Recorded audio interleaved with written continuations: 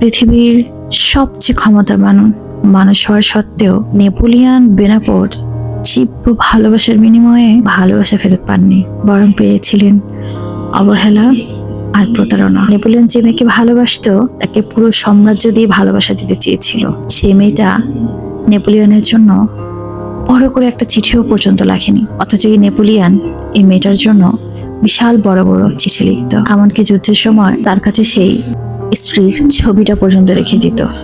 যখন ইচ্ছে হতো ছবিটা বের করে চুমো খেত। সেই ক্ষমতাধর একজন মানুষ, অথচ বউর কাছে যে অসহায়ের মতো থাকতো আর বলতো আরেকটু করে কি বড় চিঠি লেখা যেত না, যেন পড়ে শেষ না হয়। কিন্তু উনি কখনোই বড় করে চিঠি লেখেননি। অথচ বিয়ে করার জন্য নেপোলিয়ন পরিবারের বিরুদ্ধে গিয়েছে।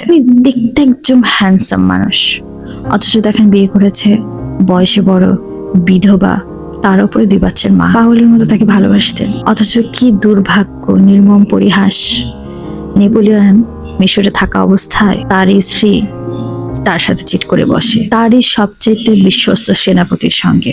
ভালোবাসা পৃথিবীর একমাত্র খেলা, যে খেলাতে হয় আপনি জিতবেন, না হয় হারবেন। সব থেকে কঠিন কাজ হলো ছলনা বোঝা। মানুষ হাতে হাত রেখে ছলনা করে, দেখবেন বুকে জড়িয়েও ধরে কিন্তু ছলনা করে। চোখ, সে চোখে চোখ রেখেও ছলনা করে। ভালোবাসি বলতে বলতে ছলনা করে ফেলে। এই মানুষগুলো দেখতে না খুবই সাদাসিধে টাইপের হয়। উপরে দেখতে সাদাসিধে হয়, মনে হলো আসলে তারা পাক্কা অভিনেতা। তাদের উপরের এই আবরণটার জন্য আমরা বুঝতে পারি না একটা মানুষ কতটা জঘন্য হতে পারে। একজনকে ভালোবাসি বলতে বলতে আরেকজন নিয়ে পার্কে, রেল লাইনে, হোটেলে ঘুরে বেড়ায়। তাদের এসব নিজের চোখে দেখার পরও নিজের চোখকে বিশ্বাস করতে পারবেন না।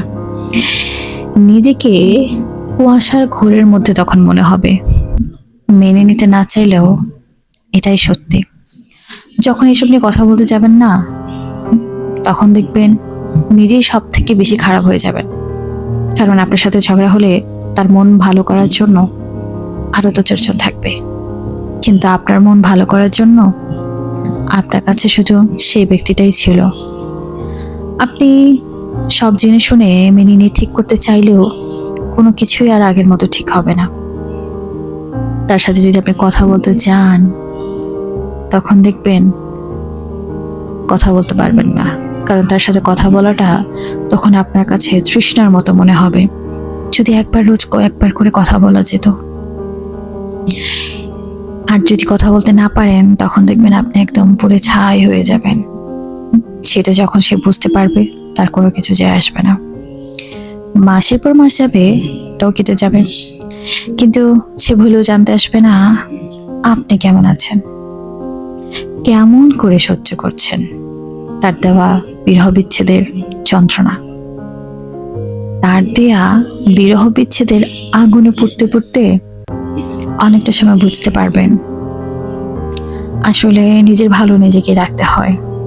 কারোর উপর নির্ভর হয়ে থাকলে শুধু জ্বালাই খেতে হবে, পুরো ছাড়খাড় হবেন, ভালো লাগবে না কিছু। তারপর একটা পর্যায়ে কি হবে জানেন তো, ভালো থাকা শিখে যাবেন। তখন আগের মতো অত সহজে আর কাউকে বিশ্বাস করতে পারবেন না।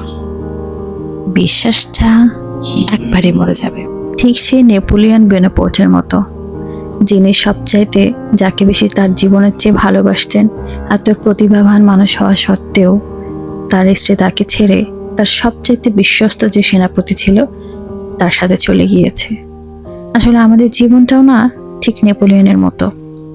আমরা অনেককে অনেক বেশি ভালোবেসে ফেলে, আমাদের জীবনের চাইতেও, আমাদের নিজেদের চাইতেও অনেক বেশি বিশ্বাস করে ফেলি।